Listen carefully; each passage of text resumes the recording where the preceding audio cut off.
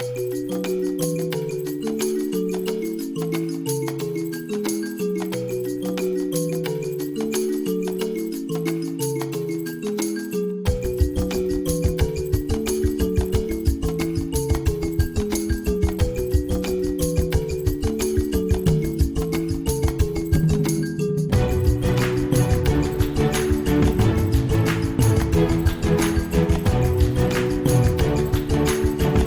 hope you're well, guys.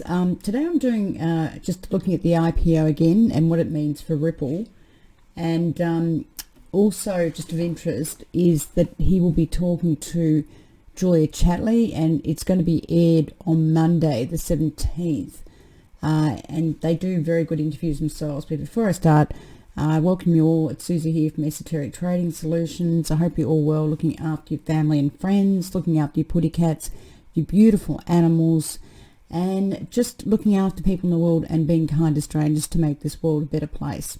So at the moment it's reporting season in the US, and the reporting season for equities is normally February for December year-end counts, those that are December year-end counts. And I'm sort of assuming that it would be a really opportune time for Ripple to do their IPO before March, before the end of March. And in my mind, Wall Street would absolutely love a new IPO, being something like Ripple, for example. Ripple, as you know, have done private placements, and I have mentioned this before, but when you look on this site here, you actually get to find out where the private placements were done. And the private placements were done in 2006 of I think they call the Americans say the 6th of October, where our date fashion in Australia is the other way around, our date format. So basically on the 6th of October, they raised 38 odd million at 89 cents a share. And basically that means they issued 43.239 million. Then the 15th of 9th, 2016, they raised 55 million, and that was over $2 per share. And that was roughly about 27.527 shares actually issued. And then the recent one they actually raised was 200 mil, according to this website up here. And it was actually $61.485 per share, which is really interesting. And they issued 3.25 million shares. Now, when I was estimating the value of XRP, interesting enough, Ripple, I should say, the equity, interesting enough, I came up with $55 to about 60. So I'm pretty much spot on there. So I was quite happy about that. So if they come to market to do an IPO, they're probably going to be around, I would say, $65, given where the equity market's going, given how so expensive it is. So it's going to be very interesting. They're going to get a lot of money. If they issue in the market equity, they'll probably do a 2.5 billion issue of shares, I suspect, which would give them a lot of money, like about $192 billion, something like that. So I did go into this whole share thing, and they basically want you to fill out something because you have to sign non-disclosure agreements. Everything else after this, I couldn't actually show you. So I just say, go in there and have a look. There is a report on Ripple, but you have to sign non-disclosure agreement, so I can't release it. But just pretty much go and have a look anyway, and it's just very interesting in itself. Now, I have mentioned this before, the reason why I believe the IPO would be very, very good for Ripple. And notwithstanding, it's going to give them billions of dollars and more clients, institutional clients, but it gives them more profile, more marketing profile, more scale. They can grow their balance sheet very quickly. They can buy any other business they want. It could be Coinbase, for example. They could buy other exchanges. They could buy Binance. I mean, they're going to have a lot of money, okay? A lot of money. And it's a natural thing that technology companies do, okay? Also, they're very, very compliant with the SEC and all the legislation in the US. So, it gives them credibility, more credibility, tax arbitrage, as I said, more credibility, more resources, more of everything, okay? And they can do anything they like.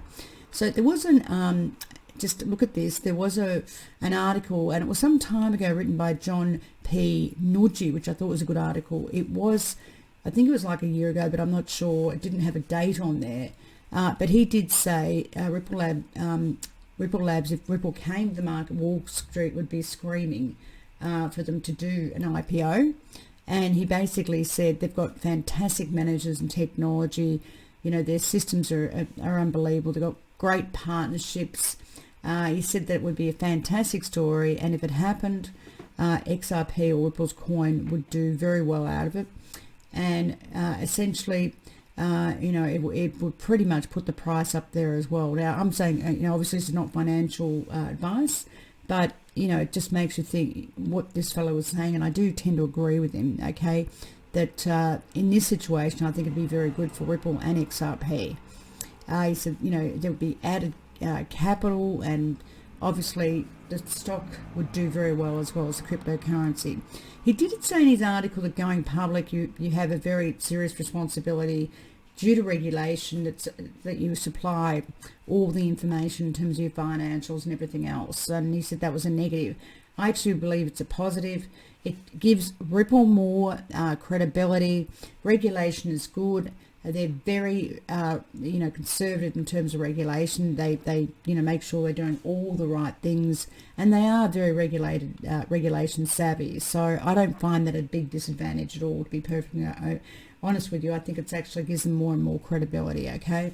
So the fact that you've got financials out there, you've got, cash flows out there and estimates and exactly what you're doing in the company, and you've got to show investors every 3 months, and it has to be signed off by the directors and presented to the shareholders. It's audited as well by the big chartered accounting firms, and literally, you're on the hook as a director or a big boss in the business just simply because you put your name to it, okay?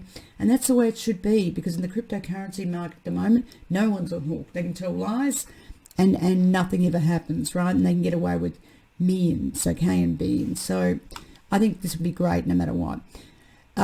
Also, there's other references you can look up, but it's just, I believe that Ripple probably will be one of the first to go. That's mine, and I think they'll do it, even though they've tended to say they'll do it later in the year. I think they're going to do it more early in the year, before June. That's my feeling. And look, they could even do it by March. Seriously, that's my feeling, because they do have a very good reputation, and there'd be a lot of people in Wall Street that are managing funds and investment funds that would want to buy their shares. There's no doubt about it. The share market is up. Markets are very high, as you can see by how big the technology companies are, and the service companies that are related to technology as well. So it's a great time for Ripple to issue shares, because from their point of view, they're going to get a great price for their shares. So it's actually cheap for them, and the market is high. The equity market is high, so they want to be issuing shares in a high market. It's like selling their shares in a high market, okay? You're selling your shares in a high market, which is the right thing to do. If you look at this, Coinfin will show that, the technology indices right up here, it's outperformed any other market over, at least 5 years, okay? It's outperformed the NASDAQ, the financial index. It's outperformed, the SPX, the industrial index. It's done extremely well. The communication index, it's outperformed the financial index, okay? Even the NASDAQ index, the technology index, where Ripple would go, has outperformed over a 5-year period. So it's a great time to issue their shares, and they should be doing it sooner than later, before the equity market comes down. Also, if you look at the price earnings ratio, which is the ratio of a company's share price to the company's earnings, it is used for valuing companies.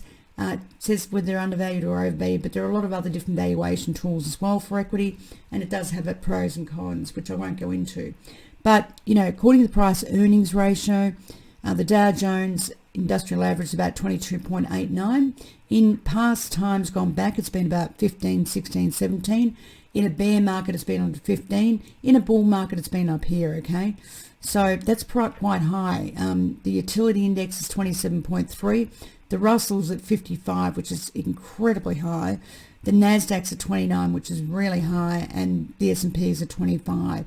So these markets, whichever way you look at it, on a PE valuation or whatever, they are high. There's no doubt about it. So then we go to XRP, and we go to this basically Ledger Exposed Rich Stats.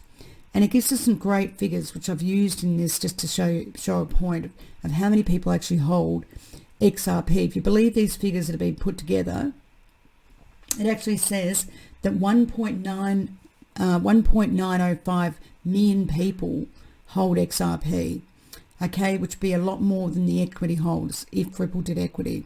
So if Ripple did equity, probably the most equity holders they would have would be 400 max, or maybe 500 or even 1,000, but nothing compared to 1.905, because in equities, wholesale investment managers that can buy, 250 million or a billion of shares, they can buy big slices. So the reality is Ripple would have more XRP holders than they would have in their equity, okay, if they issued shares. So clearly the XRP holders are going to be very important to them, okay, and that's a fact.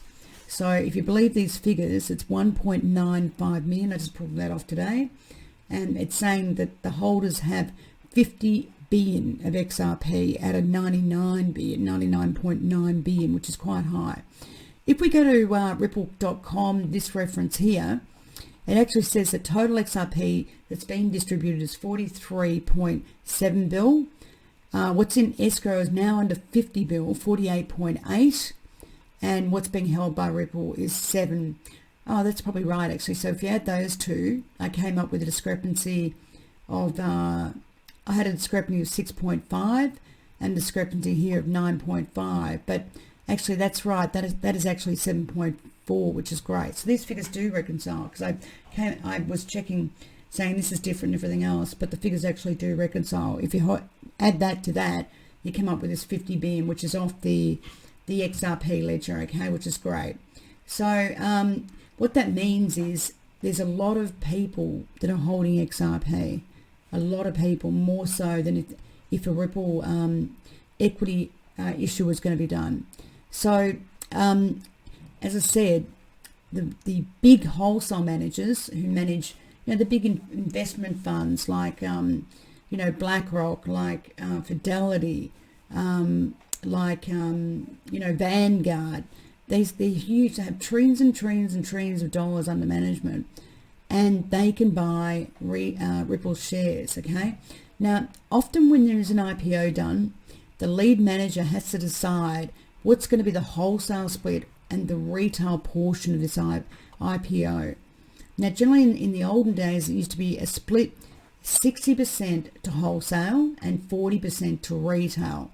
But it's just a question of how much they can get off the ground with wholesale and retail. I think this IPO is going to do very well, and Ripple have enough retail clients, 1.9 million in XRP, to sell some of their equity to, and I think the wholesale side is going to go oversubscribed. But either way, if we decided that there's only that there's going to be 6% that are going to be wholesale, it basically says we decide maximum they'll have 400 clients, and this is all assumption, and they could buy 3.75 million shares at $65. That's 243.5 mil. Now, the reason why I took $75 is because the last private placement they did in December of last year, 2019, was done at $61, okay, 61, whatever it was. So if you assume there's going to be 400 wholesale equity clients, and there's 1.9 million XRP clients, Ripple is going to be very cautious about this. They need to do something, because the last thing they want to happen is that equity clients do better and make more money than XRP clients. And that's why I believe they will do an asset swap to give the holders of XRP who have been in a bear market for 2 years some value, more than what they're seeing their shares at, their cryptocurrency at, because the cryptocurrency got up to $3.84 and it's just been smashed down ever since. And I believe that's why they'll do an asset swap, and they'll buy back 25 billion of XRP. And if they do that, it's going to make XRP seriously perform. That's my feeling on this. So, like I said, if they do, if they buy back if they buy back say 25 billion from the XRP holders, It's going to cost them 125 bill out of an issue, out of say an issue of $65 by 2.5 bill, which is that, and that had 37.5 bill left, okay? But if they do an asset swap, which is basically an asset swap, is a swap of financial assets where you're swapping XRP for Ripple equity for those that want to take it up, it's actually a bit of story for Ripple, because what happens is they get the equity holders to pay back to buy XRP as a buyback, but the equity holders don't own XRP. It's just an asset swap. So say, for example, Ripple decide, right, for every crypto holder out there of XRP, for every 10 XRP you have, we'll give you $50, which is like $5 per XRP, okay? And then they'll buy back 125, right? So they need 25 billion. So the XRP holders can sell out their XRP if they want to at $5, and then if they wanted to with an asset swap, get into Ripple shares at $60 with a $5 discount, rather than the IPO price of $65, rather than they'll get in at $60. If they do take that up, then Ripple will still overall have $32 billion, $32.5 billion left. So the numbers are, if they buy 25 bill of XRP, it's going to cost them 125 bill at $5, right? Less the 60 billion that the Ripple, that the XRP holders will buy. Ripple still have to fund 65 billion, but then from the instos who have to pay 97.5 billion for their 60% of the allocation of 1.5 shares, right? XRP will have 32 billion left. And the advantage of this is they don't pay anything for it, the buyback, the equity holders do, and they get XRP holders into the equity stock as well. And I think that would be a great story, and I do believe any investment broker or banker from Morgan Stanley or Goldman Sachs or whatever should be advising XRP/Ripple to do this. That's my view. So if you've got any questions, I'll be putting this on. So thank you very much for listening, guys and girls. Please look after yourself, look after your family and friends, parents, look after your putty cats, your beautiful animals, and please do look after people, even strangers in the world, to make this a better place. As I said, this is my own view only. There's a big disclaimer there. This is not financial advice, but just education only and food for thought. I mean, this may not happen, but it's a possibility. So it's certainly food for thought. Thank you very much for listening, and I'll talk to you very soon, Susie. Thank you.